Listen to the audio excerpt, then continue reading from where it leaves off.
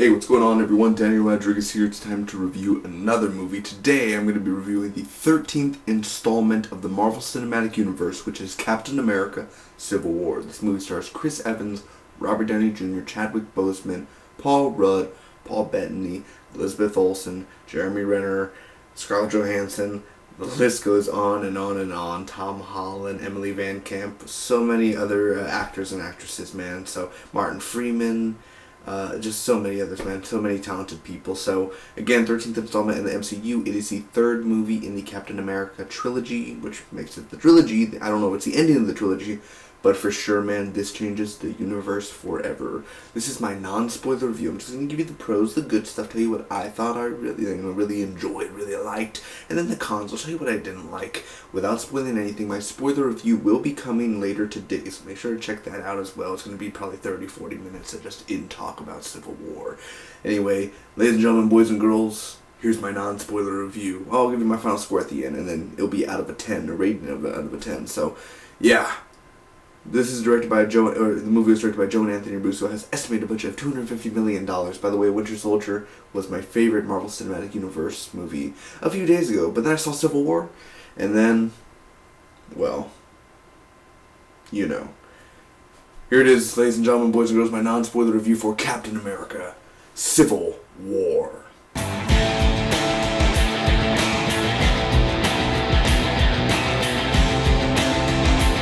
Let's get started with the pros first. I have to say the action in here was so damn good.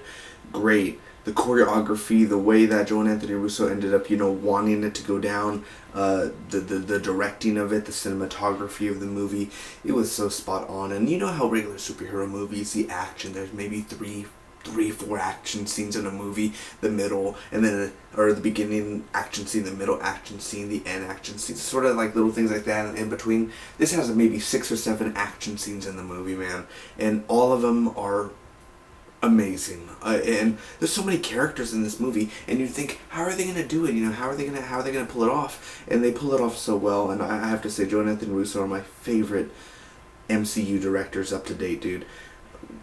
Just the way that they use and introduce new characters in this movie, as Chadwick Boseman as Black Panther is so fantastic, dude. I love the costume, I love the design, seeing him actually fight many of our beloved characters, and honestly, just from seeing Black Panther wasn't in here just a little bit, he was in here quite a bit, like medium-sized bit in the role. I will say it makes me want to see Black Panther so much. Like, I'm anticipating the movie. I'm already ready, dude. I need that Black Panther film in my life. And then Tom Holland as Spider-Man, he's the best Spider-Man up to date. And I'm not saying that just to say it, and because everyone else is saying it. I mean, he is the best Spider-Man up to date.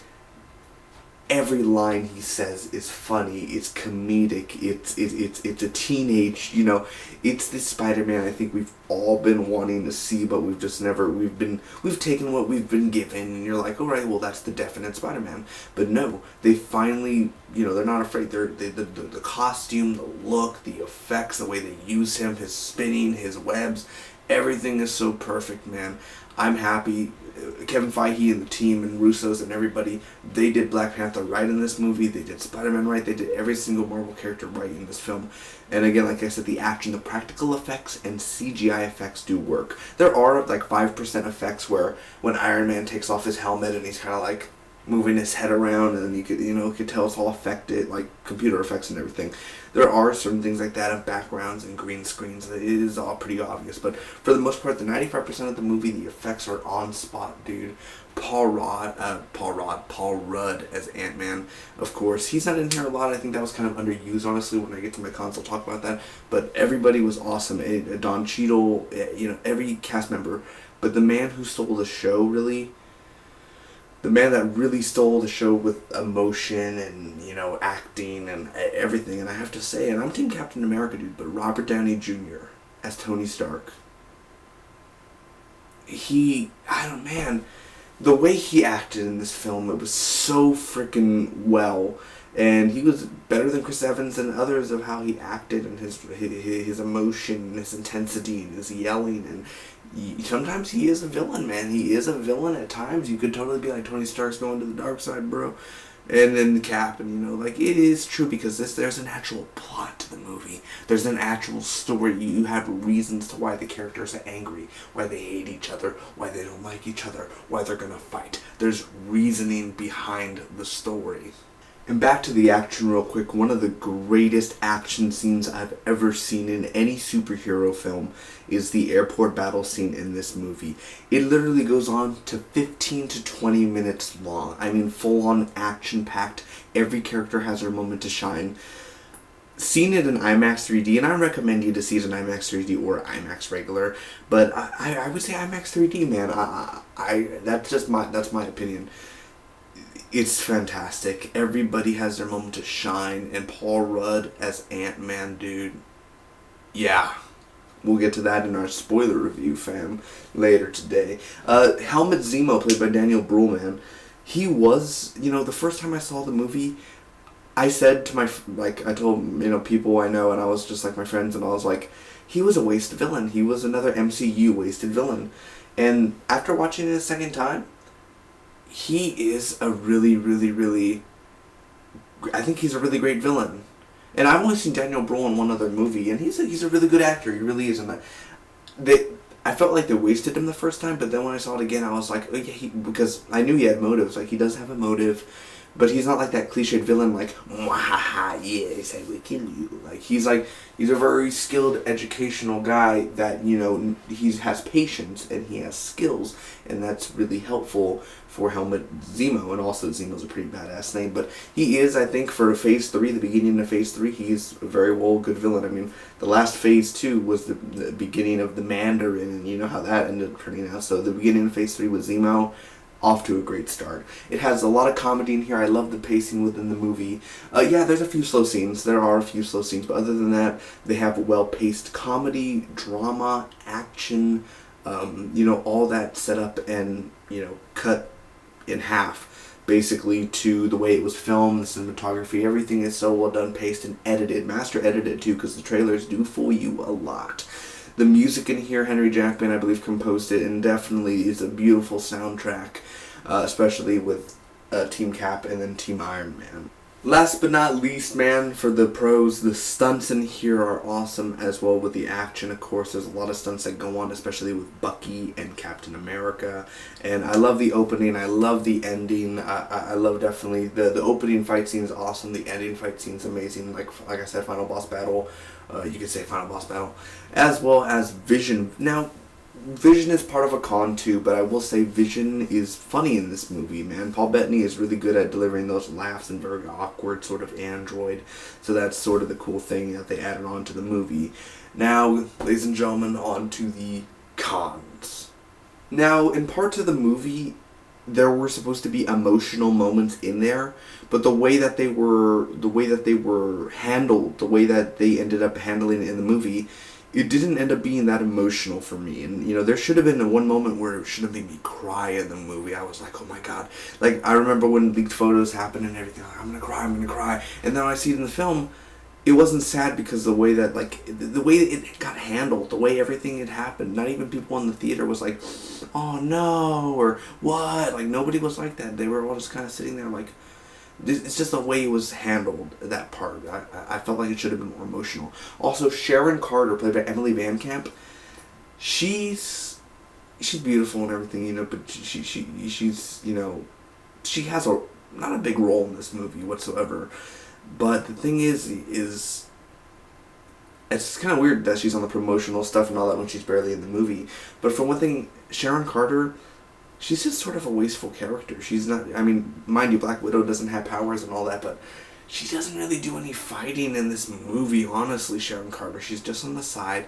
They try to force a relationship with Captain America and her, and it's just so forceful and everything. So I don't like that mix. I don't like, I'll like to see Sharon Carter return again, but maybe they actually give her something to do, like Maria Hill, like when she was in the Avengers and she barely had stuff to do, and in the Winter Soldier, they gave her stuff to do. Next, Vision was weird, the way that they used him. Now, he is overpowered, and it was cool to see him, people fear him. I even feared him, and he's not even real.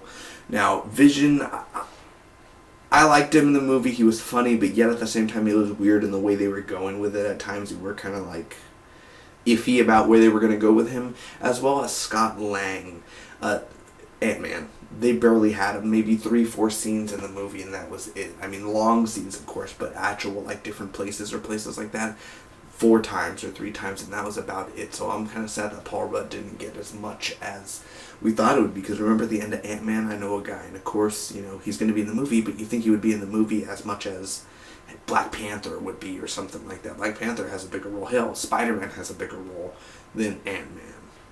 And last but not least, for the cons, like I said, some of the effects, you know, every now and then you could notice, as well as there are a few plot holes that I don't want to get into because they do lead to spoilers, so there just are a few plot holes for the movie. So anyway, I'm going to end up giving Captain America Civil War a 9.4 out of a 10. I thought it was a great film, man, and I'm a Marvel fanboy, but I'm not saying that just because, like, oh, because you're giving it a 9.4. I gave Batman v Superman an 8.8 out of a 10, and I believe I gave Deadpool a 9.1 out of 10. I love superhero films, Marvel, DC, whatever, man. I love all of it, dude, and doesn't mean that there are. I didn't enjoy Fantastic Four. I didn't enjoy that. I hate Iron Man.